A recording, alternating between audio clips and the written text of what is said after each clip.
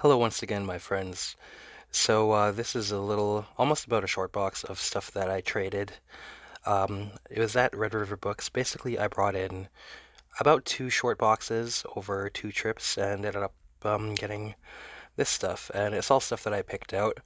Um, yeah, some quality stuff in here. Let's rock. So oftentimes I hit up the used trade paperback section first, just so I can get like kind of bang for the buck of stuff to read. There's a collection of Crossed Badlands that he had by Mike Wolfer. This one wasn't bad. It was one of the better ones. I wouldn't say one of the greater ones, but decent. A collection of The Amazing Spider-Man Masterworks, Volume 1, Stan Lee and Steve Ditko. So I think this reprints Amazing Fantasy 15 and it's like Spider-Man 1 to 5 or something.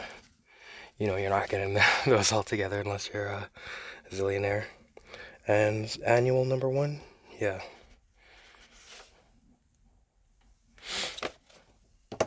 A trade paperback of Wytches. As far as I understand, this is. Wait, let's fix the focus. Is that possible? Yeah, I think this is. Is this self-contained? Did Wytches end at issue 6? I had been. I had been looking through. Yeah, sorry, YouTube videos. Sorry, I just got a message, so it distracted me.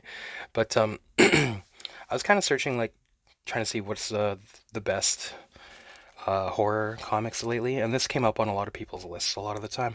Nobody that I would like experience watching their videos much or anything, but it seemed like there was a general consensus that this was good, so I'll check it out. Some Uncanny X-Force, the Rick Remender run. This is volume 6 and volume 7. Okay, getting into the single issue comics, I kind of just start just around. They have like a ton of back issues. H.P. Lovecraft's Haunt of Fear. So you got Richard Corben with doing H.P. Lovecraft adaptations. So a good mix there. I think there's maybe 3 stories in each of these. This has the music of Eric Zahn, a good old short story where this guy's violin playing is kind of like opening up a portal to a different dimension, and others. This Lone Ranger and Tonto again by Joe R. Lansdale and Timothy Truman trying to put this together. I think at this point, after this, maybe I'm only missing 1 issue out of the 4. So this is number 1. I talked about this in the previous video. Number 2 and number 4. So I think I'm just missing number 3 now. Some copies of Rune number 1. I figured I'll I was like searching for this all at once, so I might have like a few copies of this now. But yeah, I'll just be able to like give them to a friend or something. Rune number 1. Another copy of Rune number 1. Rune number 2. Number 3. Of course, very good Windsor Smith. I think he even colored this, right? Why does this one feel so thick? Anyway, number 4. Number 6. Maybe I'm only missing number 5 now? At a certain point, maybe it's even... Is it issue 7 or 8 when it stops being Barry Windsor Smith anyway? Ultraverse Rune Special Edition. I believe this reprints all of the... you know how there's like those flip over issues where there's a bit of a Rune story in each of them, and then all together they make a poster? I think this one prints them all together in one issue, so... Sabretooth number 3, there's some Larry Hama and Mark Texiera. Come on, focus, man, I swear to God. Maybe if I put the flash on, does that suck? That kinda sucks. It's not really helping the focus. Anyway, thanks for sticking around. Stray Bullets number 3, David Lapham again talked about this crime series being very good, very enjoyable. And they kind of work together or work as standalone issues too. They're fun to read that way too. So, putting a set of these together just started, kind of, though. Stray Bullets number 9. Issue of What If? What if Kraven the Hunter had killed Spider-Man? Is this a JR cover? Yeah. Not a bad read. Uncanny X-Force number 14. Again, the set of this almost completely put together at this point. Number 23. Number 24. Some of these might be doubles. Number 27, number 29,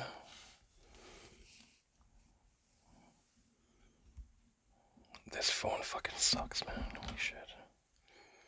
Can we focus phone? Is that something that is possible to do? It seems like if I like cover the phone.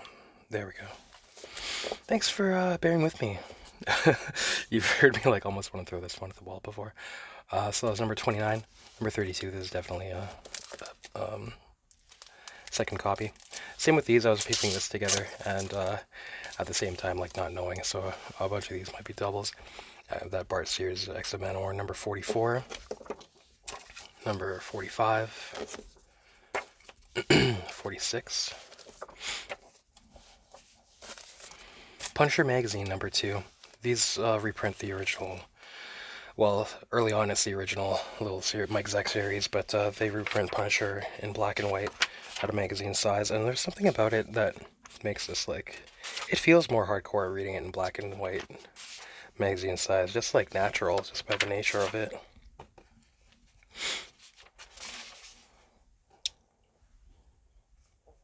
Okay, continuing.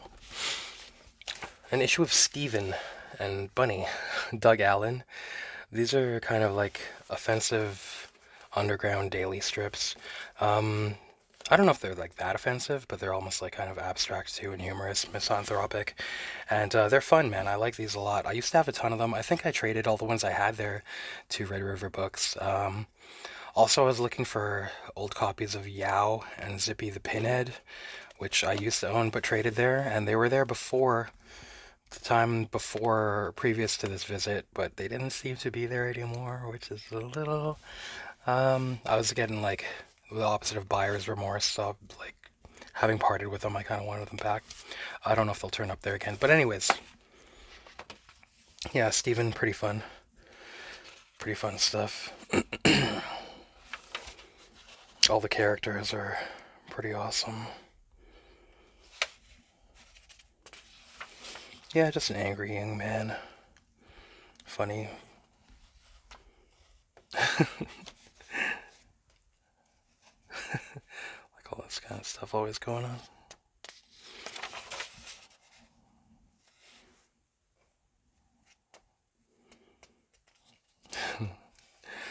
Yeah, fun stuff. I grabbed all of these Barry Windsor Smith Storyteller. I remember when these came out and I was like younger, I was like, what is this highfalutin kind of like just reading, I was like, this, I don't know, it didn't seem like it was for me back then, but getting into them a lot more in recent years and seeing what I was missing back then. This is number 3, so I'm missing number 1 and 2, and maybe another. Number 4, number 5, number 6. Didn't pay any money for all these, just traded away stuff I didn't want. So that's number 6, number 7, number 8, number 9. Okay, so I actually did spend a little bit of money there, because I like to go there oftentimes at I think it's the first Saturday of the month that they open up the upstairs, which is kind of an archive more of like even their gold and silver age stuff or keys or just like kind of weird stuff that they don't bother putting out on the main floor. And up there, a lot of the time, you're not allowed to trade toward anything unless you are trading in stuff like that, you know, like gold, silver age, or keys.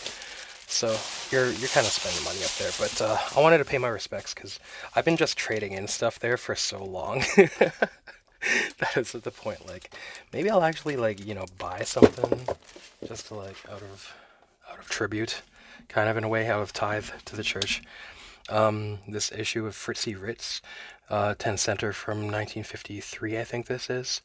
So this is Ernie Bushmiller, the series that preceded Nancy, which is a fun series to read, although this cover is, like, detached, but, you know, kind of cool to be able to get this.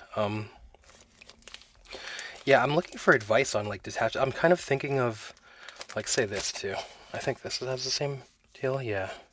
An issue of Eerie. Number 8 on the cheap. This nice Frank Frazetta, a painting of the Brain. I think this painting is called. What do we got in here? Johnny Craig, Reid Handel, Steve Ditko, Frazetta, Gray Morrow, Torlando, John Severin, Angela Torres, Alex Toth, Al Williamson, Wallace Wood. So heavy hitters, man. But I'm thinking of like, does it really depreciate the value if I were just to put some gray Scotch tape on the spine to keep this in like, so that it's not like hard to handle? Or is there some kind of like librarian archivist tape or something? Or because I think the gray Scotch tape doesn't really break down and turn into glue. Oftentimes you can like take it off if you're careful enough again later if you need or whatever. But let me know if you know. That'd be rad.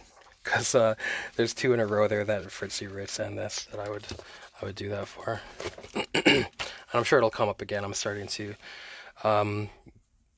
get like old valuable stuff if it's beat up, and just to read, so to put it in that reading condition. I was putting together I have basically inherited almost the first year of heavy metal from some family and stuff, so just the ones that I was missing for the first year or two, grabbed a bunch of those, which is kind of cool to like say that you have that, like the complete first year. So this is May 1977. This is all like, Philip Druillet and early Richard Corbett Den and early Moebius and stuff, so. Oh yeah, Von Bodie also. These are just awesome, man. And the art in here is like always that indie sci-fi fantasy stuff. Some pointillism.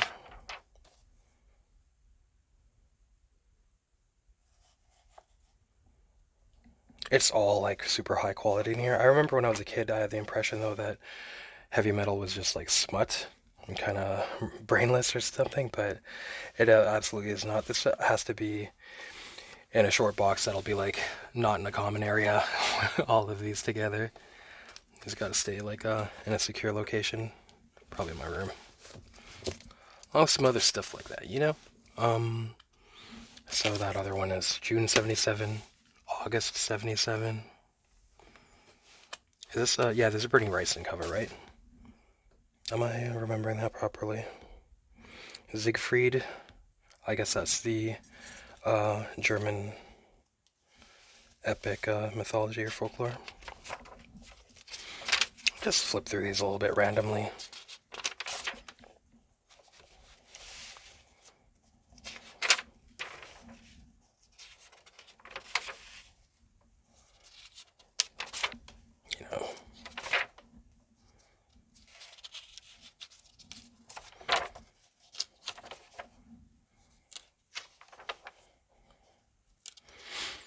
'70s art is fucking killer, man. It makes me think of those old cartoons with like painted backgrounds, where there's just like heavy, heavy amounts of like turpentine or what's the oil to distill. So you start to get those like abstract painted backgrounds and stuff. Oh yeah, this has The Long Tomorrow.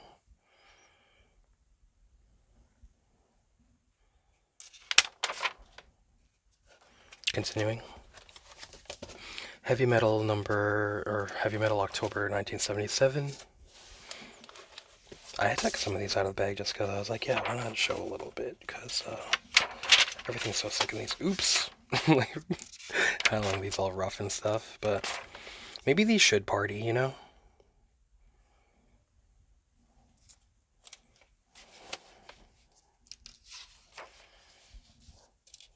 Oh, Airtight Garage, some man from Seguri, I think.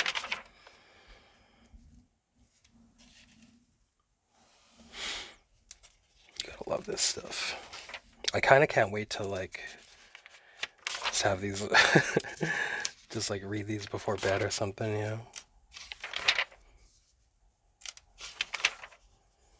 Just become a teenager again, stone teenager.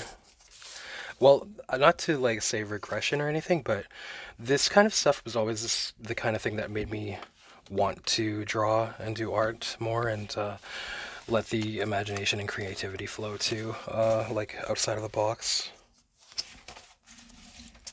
Yeah, these den colors are good. These colors are so vibrant and sick.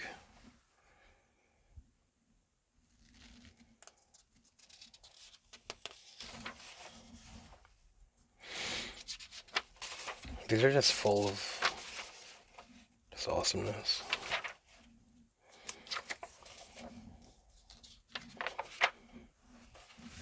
Oh man, these are worth it, I'd say. I usually don't spend, wouldn't spend like $20, $30 or anything on an issue, but a lot of these old magazines especially, they're just fucking wicked. Even if you were to try to get them in a compilation anyway, you might be spending near that, so why not get the originals, is what I think. Almost like records, you know? A lot of the time, the way it works nowadays is to get a reissue, you might be paying as much as a beat-up old copy, so kind of take your pick.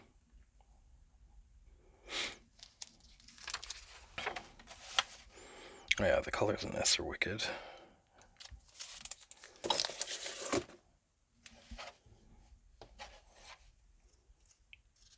Man. He's so wild. How the hell did he do all this stuff, man? What techniques was he using? A lot of life reference, I think, right? But it almost looks like computer coloring before that stuff existed. How did he color a lot of this? Is it oil painting or airbrush?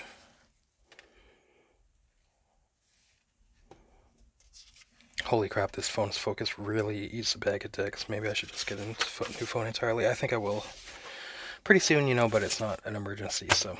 Anyway, so that was the first trip. Maybe that was actually a couple of years ago. The second half is stuff from more recent, maybe just a couple of months ago. Continuing. Yeah, so second half here, second trip. Once again, started with the trade paperback section.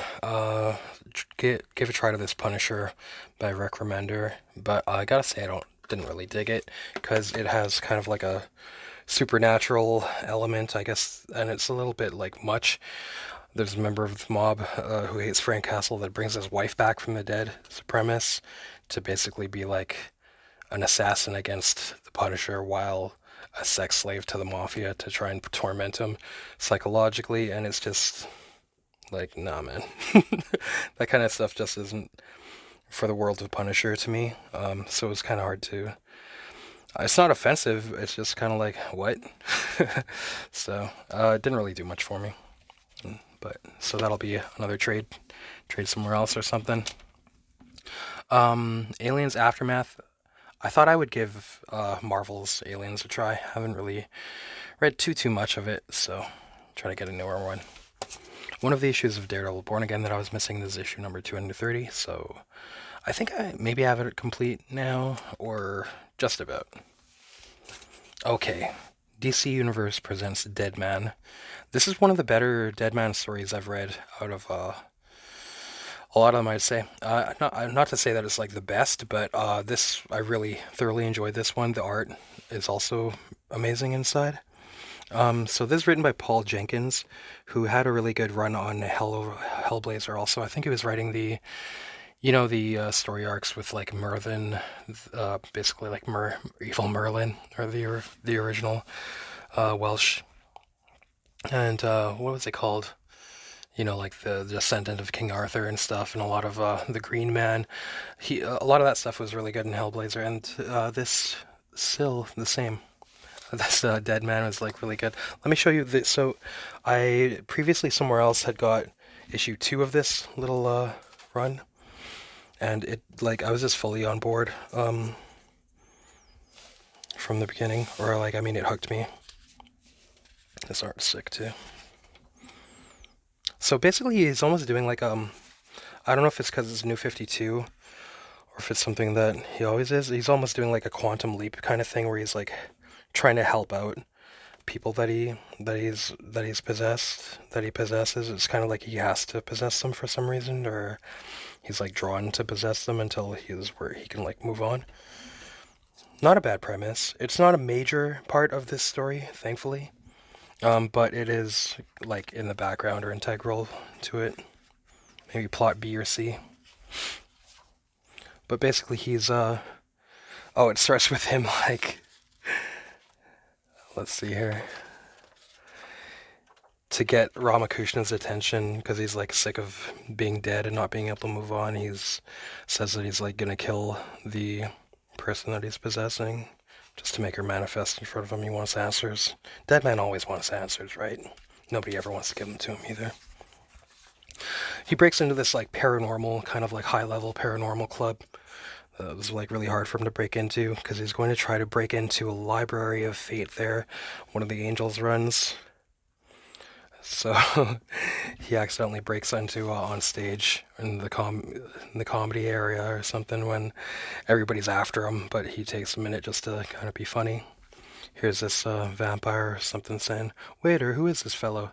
"An intruder, your highness." "Well, I like his act. If he survives, you may buy him a bottle of the finest champagne and charge it to my account."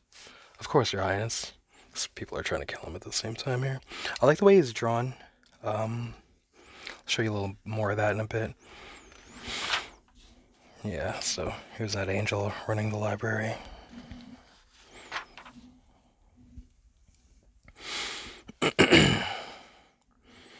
Deadman's basically saying like, he's like, "I'll steal your book." She's like, "You can't." And he's like, "Well, I will anyway." And he's like, "Oh, it's in Braille." He's trying to find his book. Sorry, I gotta try to fix the focus. This is like unbearable. "It's in Braille, of course, and written in Aramaic. Naturally. Did you think we'd make it so easy? Read it to me." He starts reading it. "The table of contents alone," she says, "how strange. The table of contents alone contains 1,000 chapters. Your story is one of 1,000 volumes in a series. You are linked to the story of many others. How does it end?" "The same ending for all of you. You are to be damned together." That's the end of this issue. Plot thickens and thickens. It's good. You can kind of identify with it. There's like kind of like deeply kind of existential, spiritual questions or whatever, like what's the point being tackled in this. This is like well drawn though too. I like the way that he's kind of like that gaunt skull, like corpse look, but he still looks handsome, dapper. But yeah, Paul Jenkins and Bernard Chang do a good job on this. So I was glad to find the missing issues, except for number 1 at Red River Books there. So this is number 3, number 4, number 5, an issue of Ghost Ship by John Lewis. I talked about this creator on a previous video. I think it's a double for me. He had done that True Swamp also. Comic Crack. Sorry to tell you, dude. This was months and months ago, but I scooped up all the hard looks that they had there. Well, they might have had doubles, actually. I'm pretty sure they did. Of some. So there's still some there, but I was just like, I need a complete set and maybe like doubles too to like sell or give to friends. So, dude, maybe, okay, so this is number 1. Number 2. Maybe those doubles, you can have dibs, man. I don't want to deprive you of the fun of the hunt, though. Like, I don't want to just, like, I wouldn't want to give you, like, a full set or anything if that deprives you of the hunt. But I've probably got a couple here, doubles for you if you do want them. So this is number 4. Number 5. Number 6. Number 7. Talked about this on the previous video. It's like a very dark, hard-boiled crime anthology. Very dark stuff, tackling like really crazy issues, because Andrew Vachss was an attorney specializing in representing abused children before or during writing like crazy detective and noir stories and stuff. So that's number 7. Yeah, really the stuff will gut you. Number 8 and number 9. Oh, and number 10. Is this the last issue? Maybe it is. Anyway, yeah. Some extra issues of Hawkworld, because this is so good. I was like, yeah, I can give this to friends or put them in the for sale box for pop-ups and stuff, just because, kind of build the brand of like some badass weird shit. It's like if VHS's and fantasy and crime action had like a really cool budget. Timothy Truman. Yeah, these are wicked, man. These are super fun. Let's see. flip through one a little bit, maybe. I think I previously flipped through issue 1, so let's just randomly flip through number 3 here. It's prestige format, though, so it's not very easy to flip through this while holding the camera in hand, but...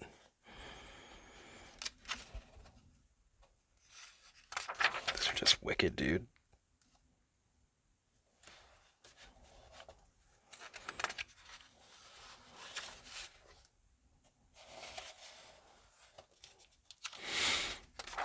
Really fun. Okay, so Jonah Hex 2-Gun Mojo, number 2 of 5. So these are kind of like, these ended up being doubles for me also, because not soon after or not long after, I found a set of these for like a complete set for like $5 or $4 or something. So doubles again, but I'll always take doubles of these because I got friends that will enjoy them and stuff, or for the first sale box. So this is number 2. Number 3, number 4, number 5. Here's those copies of Prey again. I guess maybe I'm gonna have a monopoly on all the Prey copies in town. Pray that I don't, if you're competing against me, to get them. But like, again, I'll just hang on to these for like friends or for the first sale box. But I think I have 3 copies in total of issues 2 and 3. So 2 extras each, but not number 1, unfortunately. I only have 1 copy of number 1. So anyway, this is issue number 2 and issue number 3. Talked about these previously. They're awesome, like meat-headed fun. Awesome barbarian fantasy, like Prison Pit, but not in satire, just pure goodness. The Psycho, this is a prestige format, maybe. Would this be called like a trade paperback or something? Anyways, it's too small for a trade paperback, but The Psycho by James Hudnall with Jan Brereton. I thought that's a good combination. I do enjoy James Hudnall's writing enough of the time, like quite often. Over 50% of the time of his writing, I'd say, for sure. So we'll see about that. Punisher Annual, another Rick Remender with Jason Pearson doing the art. This was like alright. Just kind of like serviceable. So, in that regard, it's not really like something worth keeping for me, but fun enough to read once, Yeah, these villainous babes. They make, I think their power is that they like make people kind of fall in love with them, do their bidding, and or they can kind of control those kind of emotions. And so they make Spider-Man try to kill the Punisher to kind of like simp for them, kind of try to protect them, is the logic going on in his twisted mind. The Jason Pearson art is pretty good, but I did like it earlier when it's like a more high contrast, like the Dragon Blood and Guts era. Definitely some like decent bits in here though, as far as art. But yeah, I won't be keeping this. This will be going in the, keeping the water mill flowing. Or something. Anyway, let's get some extra copies of Reid Fleming for friends or for sale boxes, eh? Reid Fleming, Rogue to Riches, number 1. If you've never read this before, it's like it's a funny, like I read this as a young adult, kind of coming into adulthood, and it set me on the right path, man, because it's all about kind of just not taking life or anybody else too seriously, especially work. This is a friend of mine at the time had said this is the best comic about work ever, because basically he just jokes around and has fun a lot of the time. Don't get too constrained by the juggernaut of efficiency or whatever. Keep it human, man. And by human, I mean irreverent. Reid Fleming is very irreverent. Very funny comic book. Maybe, I just feel like this is one that like anybody or everybody maybe should read once.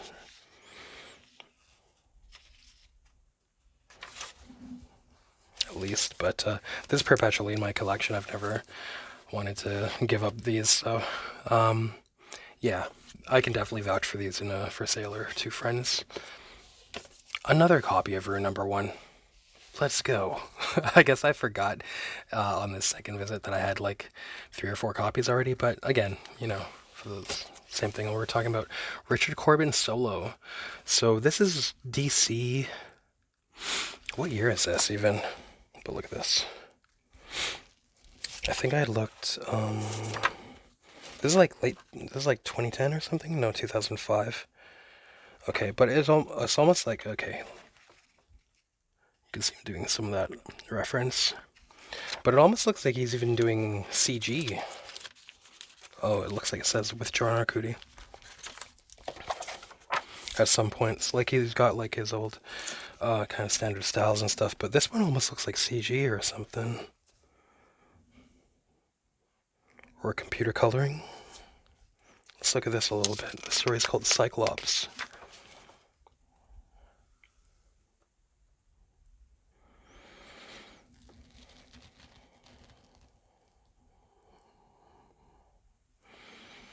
Always stoked to get some Richard Corben that I'm not familiar with, man. Hell yeah. I hope this Cyclops is a good guy.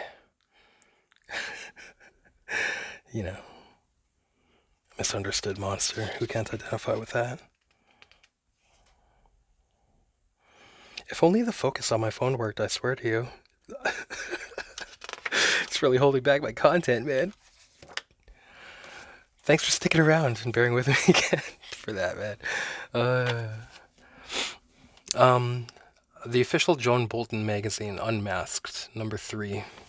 H.R. Geiger, Alien Species. So this showcases a lot of his painted art. Let's show off a little bit because I know we've got John Bolton fans in the watching for sure. Shout out the homies. That's an H.R. Geiger or Giger. But I guess John Bolton was doing a lot of the Natasha Anstridge in this era. Holy grow, man. Yo.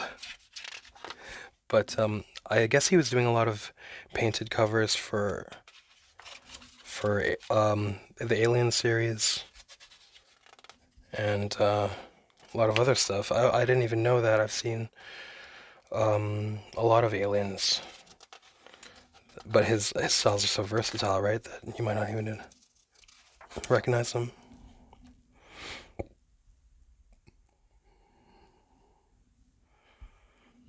But yeah, am I to understand that he did these?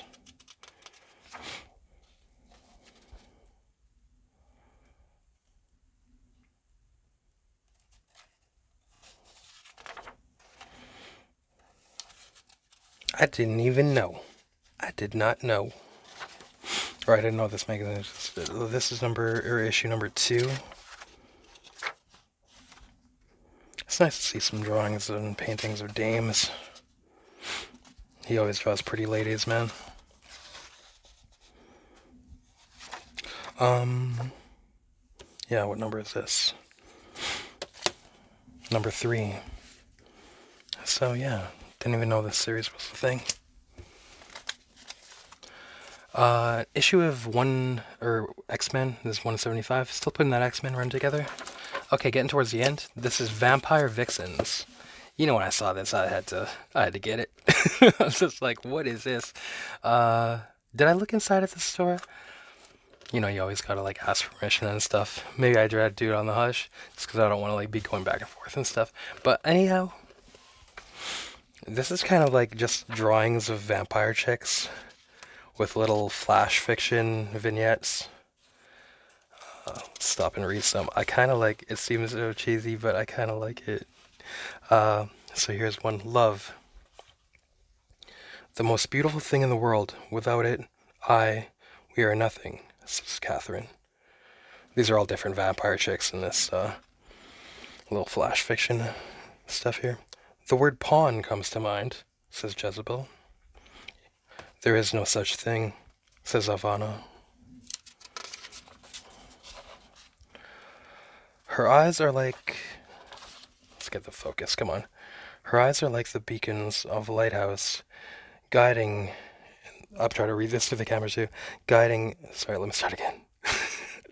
Her eyes are like the beacons of a lighthouse, guiding in the soul of one who searches for rest from his travels. But along with the anchor that's thrown overboard, so will sink a thing called mortality.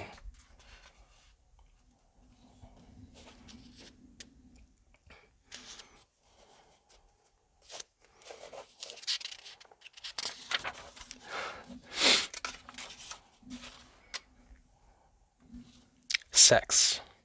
An act of ego, the use of another to achieve a soul gratitude. Utterly selfish in every physical and mental aspect, says Ivana. An ultimate bonding of emotion and flesh, a gift given between lovers, a selfless exchange of pleasure, says Catherine. Checkmate, says Jezebel. This is kind of cheesy, but kind of awesome. I kind of like this a lot. It's like a guilty pleasure kind of thing, man. It's so like, I don't know, of a time or something. Secrets of immortality. War is man spelled backwards, says Ivana. Love is an eternal power, says Catherine. Life is an eternal game, says Jezebel.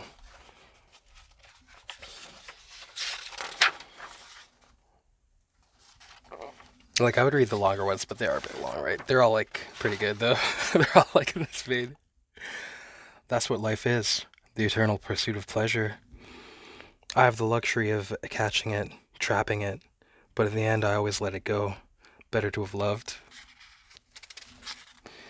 In the end there is endlessness. Omega.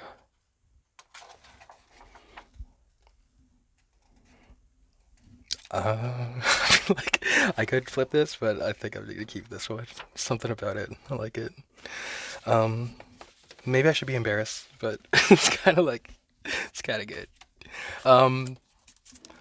Here's a local one, lastly rounding it out. Legend of the Goblin's Eye. Who did this again?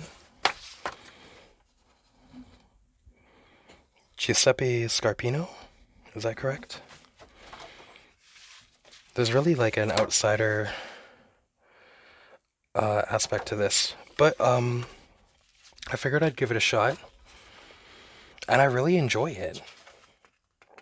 It kind of reminds me of like a Rankin Bass cartoon, talking about like 70s and 80s cartoons. It reminds me of like maybe the Rankin Bass Hobbits or Hobbit, Return of the King. Do they do Last Unicorn and stuff too? That kind of thing. This goblin finds this jewel, and he like, I forget why, but he puts it in his eye. This sorceress wants the jewel to,